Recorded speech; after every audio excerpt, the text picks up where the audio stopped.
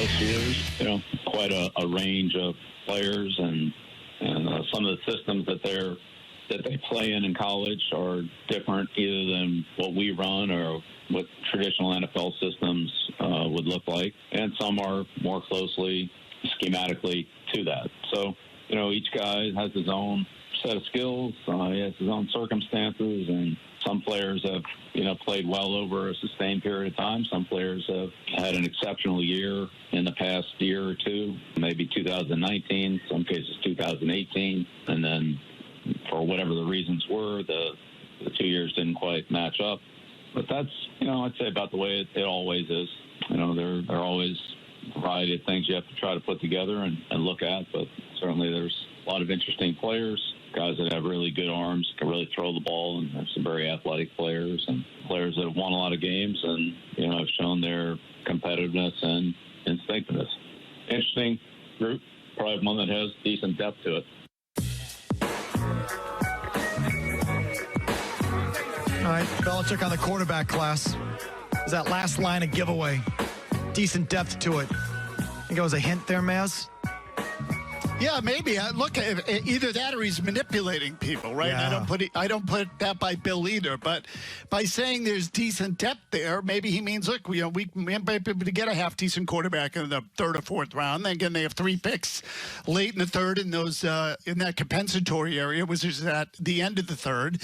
So, again, to me, that seems like the best plan of attack for where they are. And after listening to Mike Lombardi go on and on about how taking quarterbacks in the first round is a risky proposition. I just think that Lombardi's thinking is largely shaped by Belichick.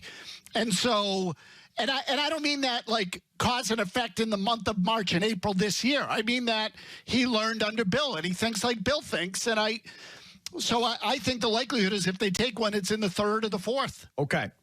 A big storyline heading into next week. Next week, we will shoot for quarterbacks. We will shoot for receivers. We will shoot for tight ends. 3 real key positions and positions of need on the Patriots. So we've gotten away and gotten rid of all the other stuff. Well, one last thing we just got to do real quick is put a kicker on the board. Now, I have a little bit of a dilemma.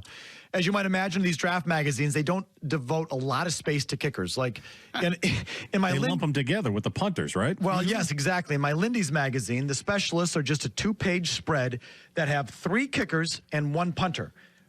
Blankenship, and then someone from Utah State, someone from Georgia Southern, and then a punter, Joseph Carlton of South Carolina. The other magazine just has 1 half-page on specialists, and it's 3 punters and Blankenship. So to have, Billy shoot for one of those, I don't know if that's totally fair. Then there is a list with just a little tiny boxes. I don't know if you can see it here, but the magazine that I send that has just the box, just the names listed, no write-ups of 12 place kickers. So I ask you, throw it at that list, 2 of them. 2 of them, 2 of the 12. Yep. Okay, it's really hard to hit. Billy's going to have to really work hard. We'll go closest to, Billy. They chose that little list. I'm sorry, bud. I tried to help you out there. But okay, so you'll pick 2 of the 12 kickers, closest to, and you got to help me out. You got to look at where they hit because sometimes go ahead, all right, fine, go ahead, Billy. Nope. Oh, yeah, God. Oh, that sounded good. No. He's an assassin. If anyone's going to hit it, it's Billy. Okay, that felt like it got there. Bottom left. Yep. So, is Billy throwing a third time, or did he only throw twice? So, okay. I think he might have missed on that first one. So the first one is Louis Zervos, Ohio. Sounds like a kicker. Louis Zervos, Zervos. Louis Zervos. I'd give you a write-up if they had one, but they haven't given a write-up on this one.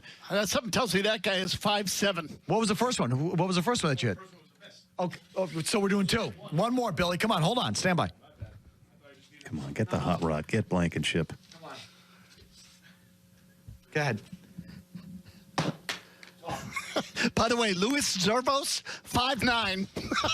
Of course. 5'9", 174. Oh, God. Rodrigo Blankenship, Georgia. Yeah! The hot rod. Okay, stand by. We do have a write-up for him because that's the one everyone knows.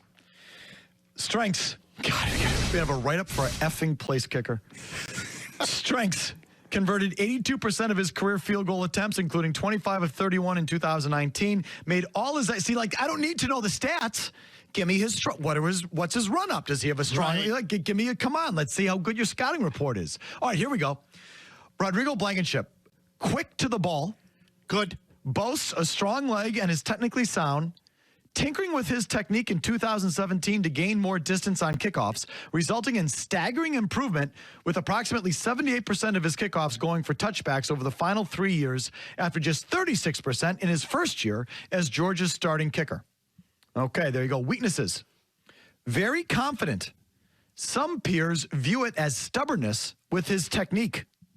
Uh-oh. Though revered for his mental toughness and fun-loving personality, Blankenship could struggle with the transition to the next level, given that the Marietta, Georgia native was personally coached by his father, Ken, from Pee Wee football all through high school. Uh-oh. Does not have a lot of experience kicking in adverse weather conditions. That's a big one.